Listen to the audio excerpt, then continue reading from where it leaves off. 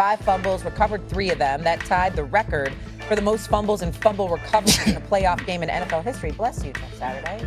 Is CJ Stroud in the way of the Texans winning a Super Bowl? What do you think? No, he's not in the way because CJ Stroud's turnovers haven't seemed to affect the Houston Texans in terms of their outcome, right? Like the Texans are 3-0 when CJ Stroud turns it over 3 times or more. Insanity. Yeah, the Houston Texans defense this year, the fewest opponent points off of turnovers this season. They've only allowed 29 points off of the giveaways that the Houston Texans offense has had. And conversely, the Texans offense is 4th when it comes to points off of turnovers. So sudden change, when their defense has to make a stop, they get it. Sudden change, when their offense gets a short field, they cash in. That's a formula for success. And the Houston Texans' ability to be able to run the football with Woody Marks and Nick Chubb, that recent development is why I'm bullish on them. If you got a team that can capitalize on takeaways, if you got an offense that can run the football, and you got a defense that can knock the other team's quarterback down, you're going to have a lot of success in this league, especially in the playoffs when football changes. So no, CJ Stroud is not an impediment to the Houston Texans getting to where they want to go. He is if he continues to play the way he looked last night. That's all. You can't be losing the ball 5 times. You can't have 3 turnovers if you got to go to Foxborough. Right. You got to go to Mile High Stadium. You can't do it. You do that, it's going to cost you. That's all I'm saying. I mean, I know this defense is legit. We know that the offense has been suspect. They can't seem to get any chemistry, any continuity, the whole bit. We understand that. But CJ can ball because we've seen him ball, and we know what he can do. He has to do it.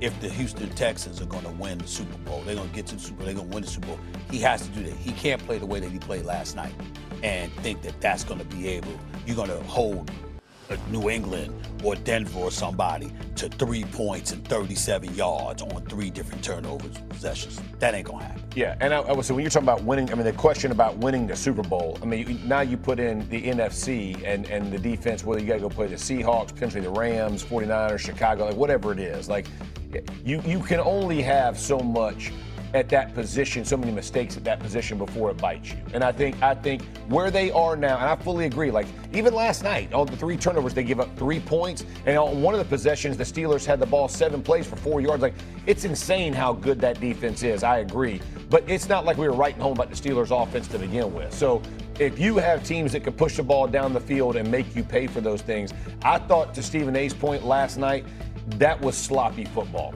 And I know one of them, he's not even looking. I don't know if that's on the center or if there's like some kind of, whatever. Oh, it was off the snap, was off to the left. Yeah, he's got to corral that. There are different moments that you just said, that's just sloppy ball. And like in the playoffs, that typically doesn't win.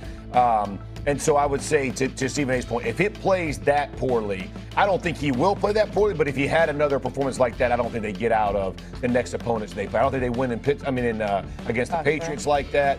So I think that you need to play clean football. DeMeco Ryans knows that. Stroud knows that. He just hasn't done it. Last night was a bad day. It's just bottom line. And you can't have those in the playoffs. It's one and done, and you don't want it to be him. It's his 3rd year in the league. He's only had 3 those types of games. I agree. He's only had 3, so there's once a year that happens. Yeah, it was just a bad night. Yeah, it's a bad night. So he's got to correct it because they'll play the Pats on Saturday, I believe Sunday, excuse me. Yeah. This is different. You know what you could say? This is different. The cold changed your brain because y'all were all Steelers hype, bro. Y'all were all Steelers hype. Something had the oxygen, like all the layers. Right. Go with That's right. I will say it was cold when we got off the plane in Pittsburgh, and I like the cold. And I was like, oh, this is a chilly wind. It wasn't 30.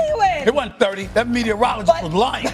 They were lying. The cold, being in Steel City, it did kind of change my mind about what I thought the Steelers could do last night, and I was wrong because the Steelers have now lost 7 straight playoff games, the longest active streak by any team. They have all come under Mike Tomlin, of course. His 7 straight playoff losses are now tied with Marvin Lewis for the longest losing streak in NFL playoff history. This has led some to believe it is time for Pittsburgh to move on from Tomlin. Aaron Rodgers, though, thinks differently.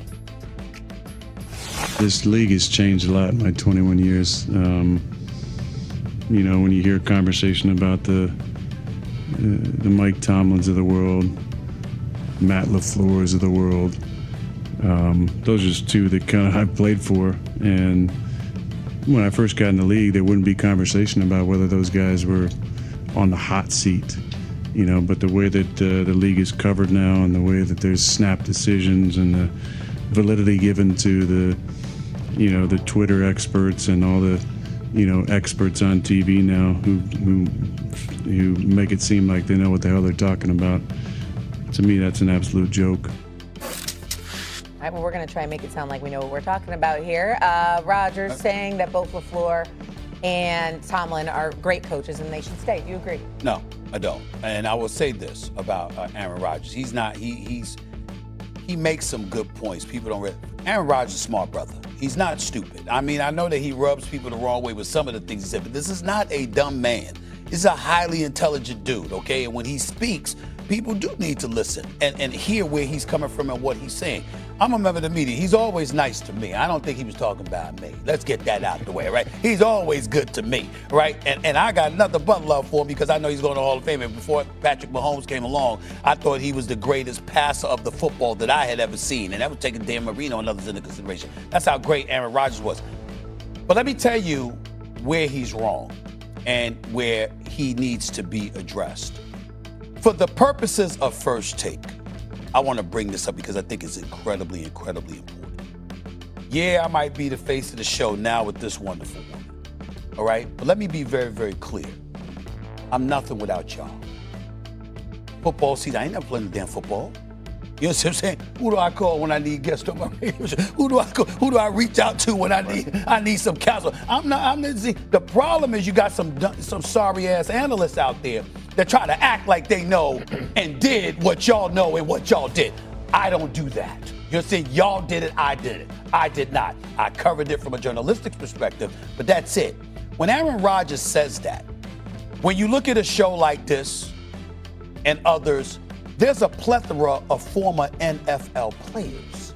And so it's like, this ain't, a bunch of reporters sitting at a round table talking about the game like they were in the locker room. You understand? Or out on the football field. No, these are your contemporaries. Right. You understand what I'm saying? And I'm really, really big on that because I like people to see. I want you to see your peeps, the people that wore the uniform just like you did, that went out on that field just like you did, that played at a high level, that competed for Super Bowl championships. They were right there. They know what they're talking about. I know I'm sitting next to two people that know that forgot more football than most people in America know. So when you say something like that, your bitterness comes across. And then we got to look at the stats. Who don't love Mike Tomlin? Right. But here's the reality. You've lost 11 of your last 14 postseason games and 7 straight. We respect the hell out of Matt LaFleur. You lost 5 of your last 6. Right. One quarterback was Aaron Rodgers. The other was Jordan Love. Who's had Aaron Rodgers and Jordan Love? I'm talking about the Aaron Rodgers before he went to the New York Jets and before he landed with the Pittsburgh Steelers. I'm talking about the Aaron Rodgers who was winning MVPs. You had him and then Jordan Love, and you lost 5 of your last 6 postseason games. What is somebody supposed to do? When you're talking about a team and an organization and how it may be time for change. He talked about when he came into the league. Well, guess what? Before you came into the league, Jimmy Johnson came on board and immediately fired Tom Landry. Right. Before you came into the league, Don Shula was fired. Right. What are you talking about? Chuck Noll was fired. It took them long because they waited a decade of him struggling before they got rid of him, but it happened. Right. So there's plenty of coaches that have come and have gone. Andy Reid. And we saw this before Aaron Rodgers arrived and since Aaron Rodgers arrived. Right. So respectfully to that bad man who I love, that's just not accurate. It was going on.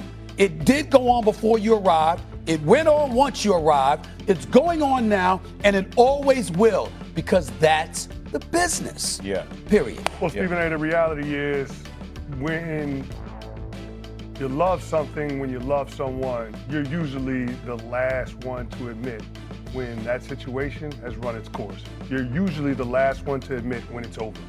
And that's what I took away from Aaron Rodgers' comments and trying to defend Mike Tomlin and trying to defend the Pittsburgh Steelers from this season. It's over. It's over for his NFL career, and it feels like it's over for Mike Tomlin from the standpoint of competing for championships with the Pittsburgh Steelers organization.